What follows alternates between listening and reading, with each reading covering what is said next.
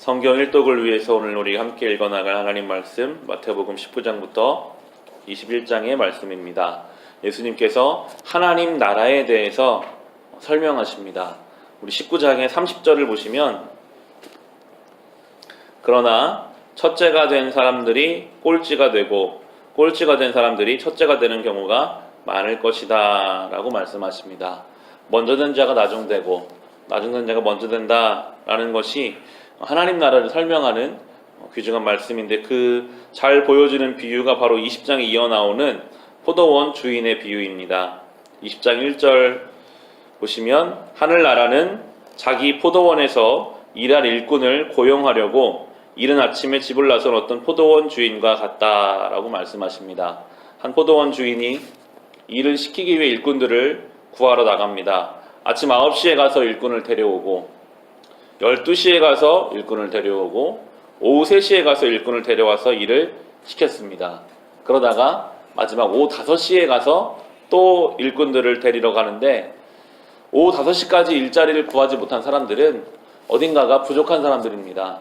일은 해서 먹고 살아야 하는데 부족한 것이 있으니까 아무도 일 시켜주지 않는 그 사람들을 오후 5시에 가서 또 데리고 와서 일을 시키고 1시간 만에 그 일이 마쳐지게 됩니다. 20장의 12절부터 보시면 당연히 일꾼들 안에는 이러한 불만들이 생겨나죠. 20장 12절에 보시면 마지막에 온 이 사람들은 1시간밖에 일하지 않았는데도 찌는 더위 속에서 온종일 수고한 우리들과 똑같이 대우하였습니다. 그러자 주인이 그들 가운데 한 사람에게 말하기를 이보시오 나는 당신들을 부당하게 대한 것이 아니요 당신은 나와 한 데나리온을 합의하지 않았소. 당신의 품삯이나 받아 가지고 돌아가시오. 당신에게 주는 것과 꼭 같이 이 마지막 사람에게 주는 것이 내 뜻이요 라고 주인은 말씀하십니다. 하나님 나라는 이 땅의 나라와는 다릅니다.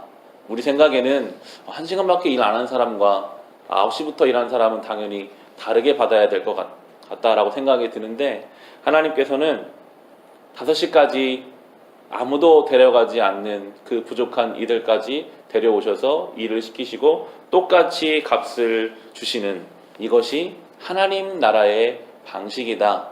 경쟁하고 다투고 차이를 두는 것이 아니라 하나님께서 하시는 방식이 따로 있다라고 말씀하십니다.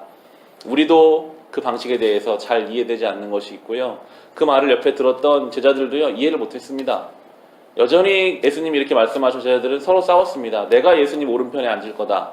내가 예수님 왼편에 앉을 거다. 12명 사이에서도 수녀를 먹이려고 했던 것이 제자들의 모습인데 20장에 21절 보시면 야고보와 요한의 어머니가 와서 이런 말을 하셔서 분란이 일으켜지게 됩니다. 21절에 예수께서 그 여자에게 물으셨다. 무엇을 원하십니까? 여자가 대답하였다. 나의 이 두 아들을 선생님의 나라에서 하는 선생님의 오른쪽에 하는 선생님 왼쪽에 앉게 해 주십시오. 이 말을 했다가 제자들끼리 서로 싸우게 됩니다. 우리가 예수님의 첫 번째, 내가 예수님의 두 번째 제자가 될 것이다. 예수님은 그들에게 이렇게 말씀하시죠. 26절부터 보시면 그러나 너희끼리는 그렇게 해서는 안 된다. 너희 가운데서 위대하게 되고자 하는 사람은 누구든지 너희를 섬기는 사람이 되어야 하고 너희 가운데서 으뜸이 되고자 하는 사람은 너희의 종이 되어야 한다. 인자는 섬김을 받으러 온 것이 아니라 섬기러 왔으며 많은 사람을 위하여 자기 목숨을 몸값으로 치러주려고 왔다라고 말씀하십니다.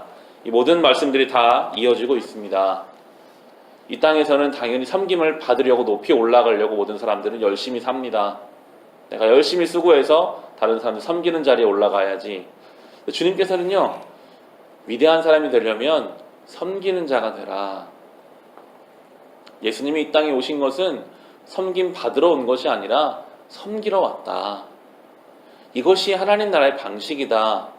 하나님의 마음은 5시까지 일 못한 사람, 그 한 사람까지 데려다가 일을 시키고 값을 치러주시는 분이 하나님이시다.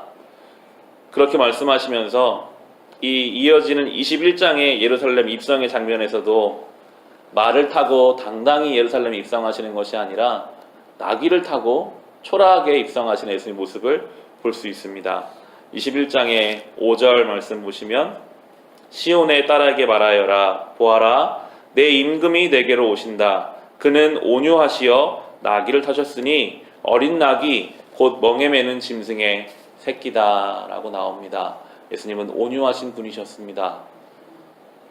겸손하게 나귀를 타고 그 예루살렘에 들어가셔서 이제 십자가의 사역을 완성해 가실 것입니다. 이 땅에 오신 하나님의 아들 예수께서는 힘을 가지고 무엇인가를 눌러서 자기 힘으로 억지로 일을 이루시지 않으셨습니다. 오히려 섬기시고 희생하시고 낮아지심으로 하나님의 역사를 이루셨습니다. 우리도 세상의 방식이 아니라 이 하나님 나라의 방식을 가지고 하나님의 뜻을 우리의 삶에 이루어 가야 할 것입니다. 때로 잘 이해되지 않는 것도 있을 수 있습니다.